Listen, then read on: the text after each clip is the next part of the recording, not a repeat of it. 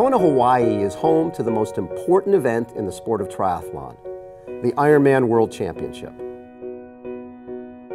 For the past 2 years, Kona has become the home for one of the top Ironman triathletes, Chris Lieto, who has won 3 Ironman titles in his long and distinguished career. Besides his Ironman wins in Wisconsin, Canada, and Japan, Lieto has won over a dozen other races, has 3 top 10 finishes in the Ironman World Championship, and took second place at the 2011 Ironman 70.3 World Championship at Lake Las Vegas. In one of his greatest performances, he led the 2009 Ironman World Championship throughout the bike and into the run. He held that lead until mile 22 of the marathon and ended up with an impressive second place finish. Because of injuries, Chris will not be racing in Kona this October.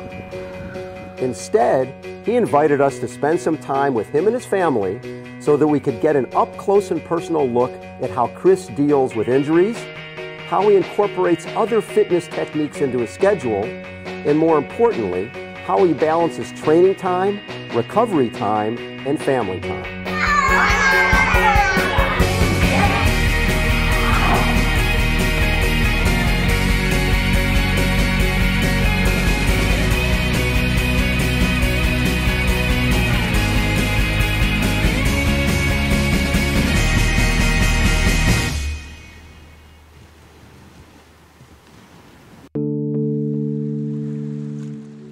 Since most triathlons begin with the swim, we asked Chris to kick off this series with his thoughts on swimming. When you're doing this race, in terms of positioning, we think about the pros all the time for Kona, but there's a lot of people, this is probably their only time here. What do you tell them about the swim? It's a mass start. Mass start is always a lot scarier than wave starts. Yeah, the swim start, we have a big bay, and I think a lot of people tend to start towards the pier, which is a straight line down all of the buoy lines, but you really only have to go around the turn buoy. But if everyone's compiled in one area, you don't necessarily have to be there.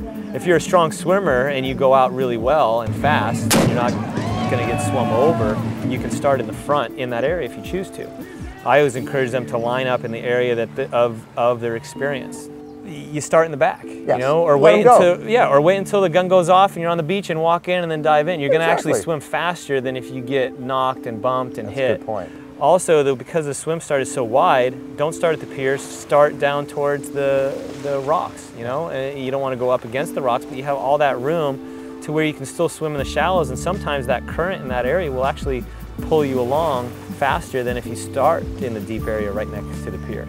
You know, one year I think it was just Nico and myself, and we swam by ourselves in the shallows until the turn, and we met the group at the turn and we were in the front. And so it made it easy that we didn't have to fight to gain feet or to find areas. So line yourself up accordingly, look for clean water. If it's a tight swim start and you're gonna have to be in a group, try to get on the end. So if it gets hectic, you always have an out. You're not stuck in the middle. You get stuck in the middle and you get sandwiched, then you have nowhere to go.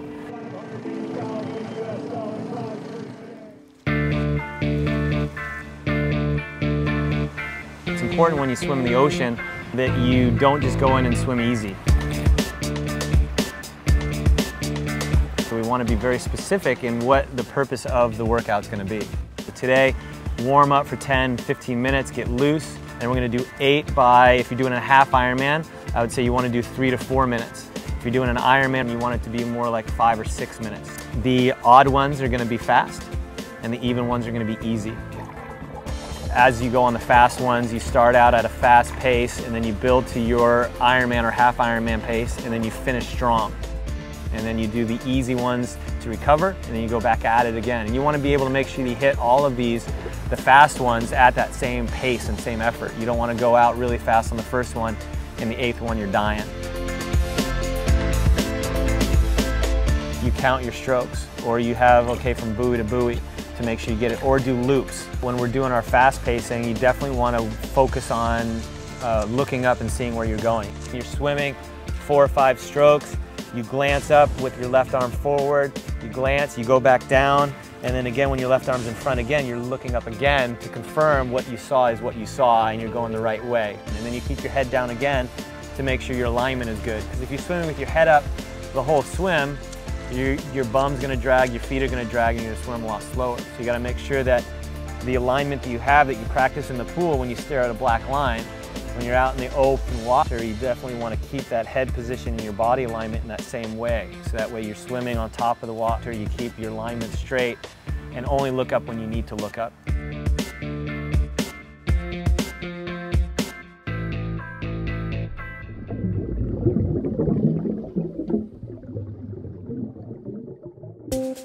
In our next episode, Chris tells us how he turned his bike into a lethal weapon and shares one of his favorite workouts with us, an interval workout on the road to Hawaii.